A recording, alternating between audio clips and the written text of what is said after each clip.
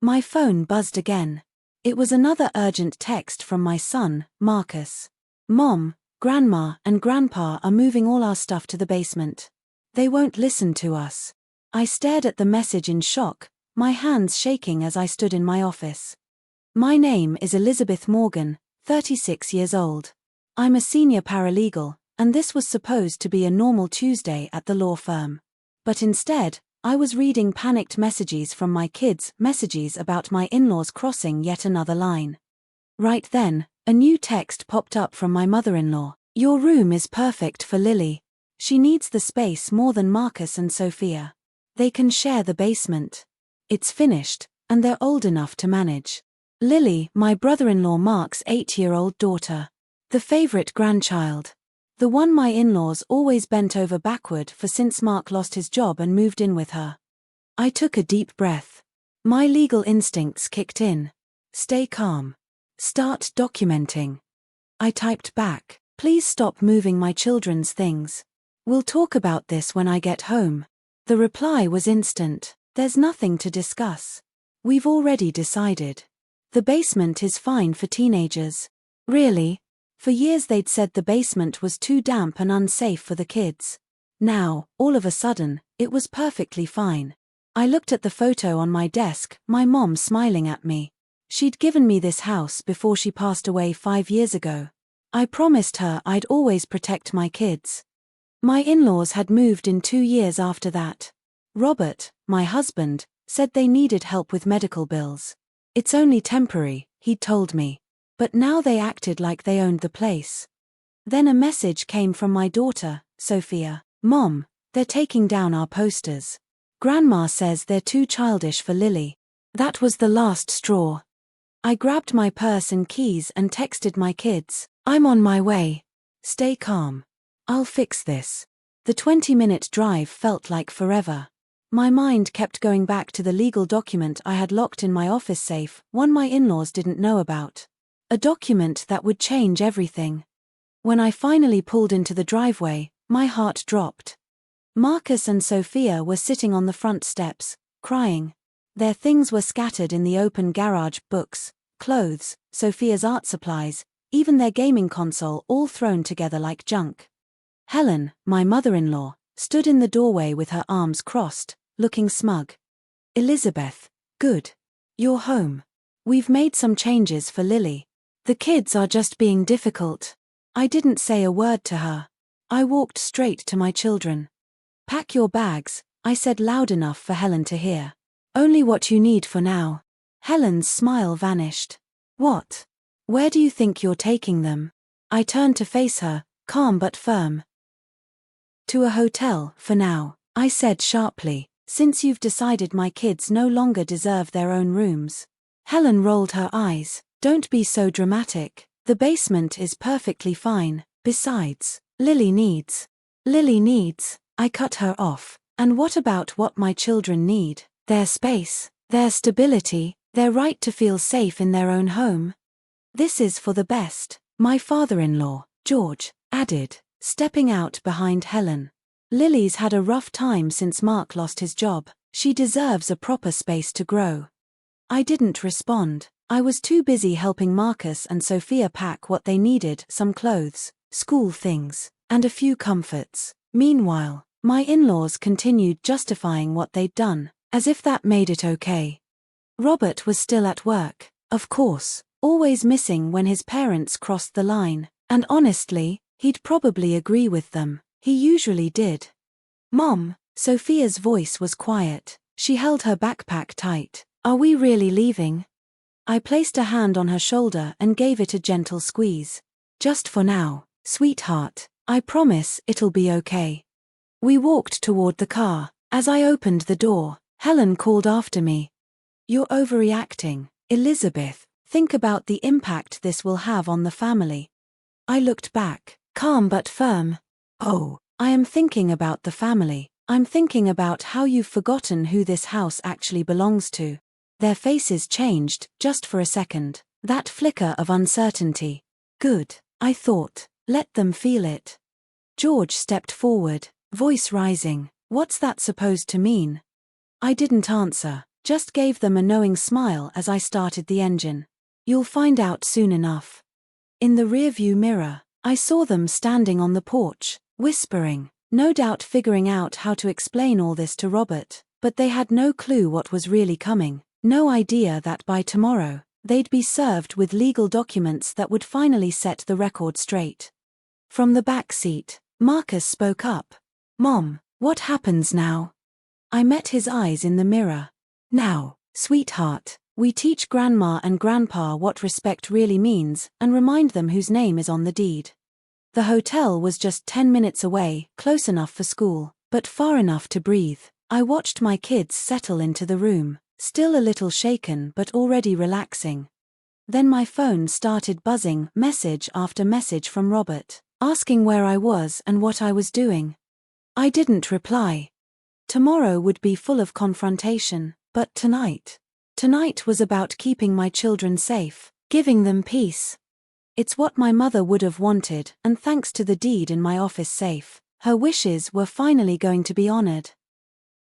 Mark needs to grow up and get his own place. He's been relying on your parents' kindness for too long, and they've been leaning on mine even longer. Just then, my phone buzzed. A message from Marcus lit up the screen. Mom, Grandma and Grandpa are packing up. They look really mad. Good. The process server had done their job. The eviction notice gives them 30 days. I told Robert. That's more than fair, considering they tried to shove our kids into the basement without even talking to us. You can't just do this, he said, though his voice lacked conviction.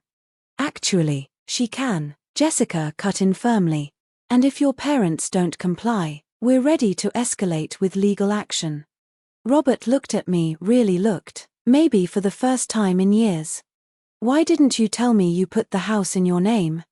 I met his gaze. Would it have changed anything? Would you have stood up to them, protected Marcus and Sophia when your parents decided their rooms were up for grabs? He didn't answer. He didn't need to. I love you, Robert, I said, my voice softening. But our kids come first. Your parents have been pushing limits for 2 years, and you've let them. Yesterday, they crossed a line. He rubbed his face with both hands, suddenly looking older. So what do you want me to do?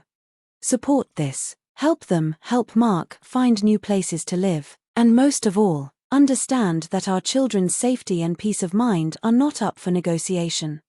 As Robert walked out of the conference room, shoulders heavy, I felt a weight lift off mine. The hardest part wasn't over. There would be more drama, guilt trips, and blame, but for the first time in a long while, I felt like I had control over my home again. Another buzz. This time, it was Sophia. Grandma's crying and saying we're tearing the family apart. Are we bad people, Mom? I typed back quickly. No, sweetheart. Sometimes doing the right thing feels wrong at first. But I promise, we are doing the right thing. The following weeks were emotionally charged. Helen and George alternated between cold silence and emotional outbursts, turning our home into a battlefield. Mark had already moved out with Lily. Apparently, he'd been saving money all along but preferred the comfort of freeloading at his parents' expense, and ultimately, at mine. One evening, while helping Marcus and Sophia settle back into their rooms, Helen appeared in the doorway, arms crossed. I hope you're happy, she said coldly. You've torn this family apart. I kept hanging Sophia's artwork on the wall. No, Helen, you did that when you decided my children mattered less than your grandchild. We were trying to help everyone, she argued. Lily needed her father to act like an adult and get his own place. I cut in. Instead, you enabled his dependency and tried to sacrifice my children's space and security. George stepped in behind her, his expression rigid. We found a condo. We'll be out by the end of the week. Not that we had much choice. I'm glad, I replied calmly, smoothing Sophia's comforter. I hope your new home helps you remember the value of boundaries. They turned and left, but I could still hear Helen sobbing dramatically down the hall. Once, that sound would have broken me. Now, it only confirmed what I already knew. I had made the right choice. Robert had been staying at a hotel, saying he needed space to think. When he came by that weekend, he looked more humbled than I'd seen him in years. I talked to Mark, he said, settling into a chair at the kitchen table. He admitted he's been taking advantage of the situation. He's doing well at his new job, he just didn't want to spend the money on rent. I poured coffee for both of us, and your parents let him, just like they did when we first got married, excusing everything, shifting the burden onto us. He nodded, eyes downcast. I see it now, they've always made excuses for him. I guess I was so used to it, I didn't realize how much it cost you and the kids.